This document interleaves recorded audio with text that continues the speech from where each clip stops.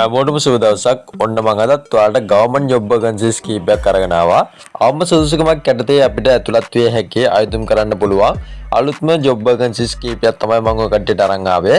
ඉතින් අද කෘෂිකර්ම දෙපාර්තමේන්තුවේ තමයි මෙන්න මේ ජොබ් වේකන්සිස් තියෙන්නේ. ඉතින් ඔයාලට පුළුවන් ඇප්ලයි කරන්න. ඉතින් මෙතන අවම සුදුසුකමක් යටතේ ඔයාලට ඇප්ලයි කරන්න පුළුවන් ජොබ් වේකන්සිස් ගොඩක් තියෙනවා.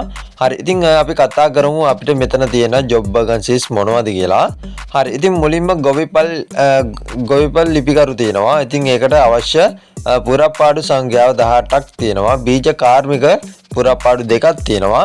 නේවාසිකාගාර පාලක වේකන්සිස් 3ක් තියෙනවා. සහ නේවාසිකාගාර පාලිකා කියන ජොබ් වේකන්සිස් එකකුත් තියෙනවා. හරි. ඉතින් මෙන්න මේ ජොබ් වේකන්සිස් සඳහා තමයි මේ විදිහට අයදුම්පත් කැඳවන්නේ.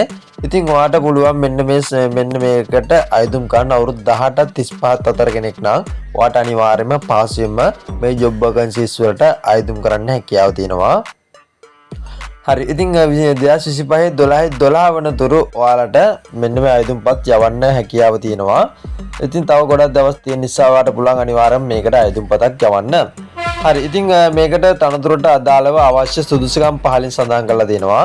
මුලින්ම ගොවිපල් ලිපිකරු කියන එකට සිංහල හෝ දෙමළ හෝ ඉංග්‍රීසි භාෂාව සහ ගණිතය සමග තවත් විෂයන් දෙකකට සම්මාන සාමාර්ථ සහිතව එක්වර විෂයන් 6කින් සමත් වී තිබීම තමයි ඔයාලට මේකට අවශ්‍ය සුදුසුකම් වන්නේ. ඒ වගේම අපස උසස් පෙළ මෙතන නේවාසිකාගාර පාලක කියන එකට සඳහන් කරලා තියෙනවා. අපස උසස් පෙළ විභාගයේදී අවම වශයෙන් විෂයන් එකක් සාමාන්‍ය ඉංග්‍රීසි හා සාමාන්‍ය බුද්ධි පරීක්ෂණයේ හැර සමත් වී තිබීම තමයි ඔයාලට අවශ්‍ය සුදුසුකම් වන්නේ.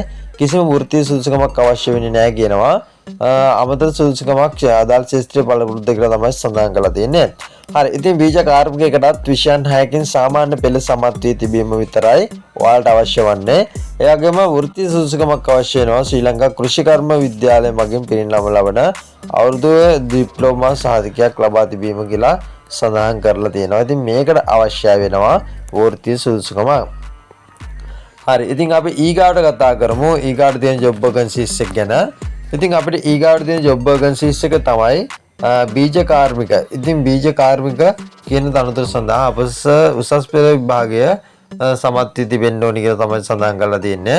ඒ වගේම මේකට අවශ්‍ය වෘත්තීය සුදුසුකම් කීපයක් ඇතුළත් කරලා තියෙනවා. ඉතින් ඒක ඔයාලට බලා ගන්න හැකියාව තියෙනවා. මෙන්න මේ හැම ජොබ් වේකන්සිස් එකටම අදාළ සම්පූර්ණ විස්තර මම දාලා තියෙනවා අපේ Telegram channel එකේ. ඉතින් ඔයාලට පුළුවන් Telegram channel එකට ගියොත් එහෙම පහසුවෙන්ම ඔයාලට ඒක බලා ගන්න.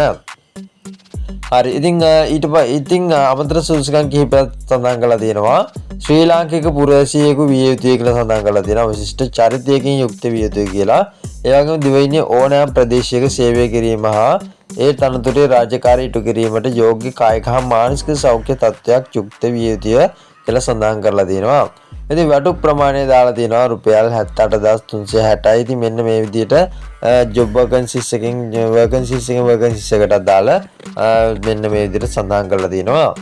හරි. ඉතින් මෙතනදී ඔයාලට මේකට අයදුම් ගන්න පුළුවන් පහසුවෙන්ම මේකට අයදුම් ගන්න ඔයාලට තියෙන්නේ A4 size එකේ කොලයක ඔයා විසින්ම හදාගත්ත ඔයාගේ ජීවිතත් සටහනක් තමයි යවන්න තියෙන්නේ. ඉතින් බයෝ ඩේටා එකක් තමයි ඔයාලට යවන්න තියෙන්නේ. ඉතින් ඔයාලට පුළුවන් A4 එකක ඔයා විසින්ම ඉංග්‍රීසියෙන් නම් ඉංග්‍රීසියෙන් සිංහලෙන් නම් සිංහලෙන් ඔයාලට මෙන්න මේකට අදාළ ඇප්ලිකේෂන් එකක් ඇඩ් කරලා CV එකක් හදලා ඔයාලට පුළුවන් අනිවාර්යයෙන්ම යවන්න මෙන්න මේ කියන ලිපිණයට. හරි. ඉතින් මම ලිපිනත් පහලින් දාලා තියන්නම්. ඉතින් අපේ Telegram channel එකේ මම දාලා තියන්නම්. ඉතින් ඔයාලට පුළුවන් Telegram channel එකට join වෙන්න පහසුවෙන්ම. එයාගම අපේ channel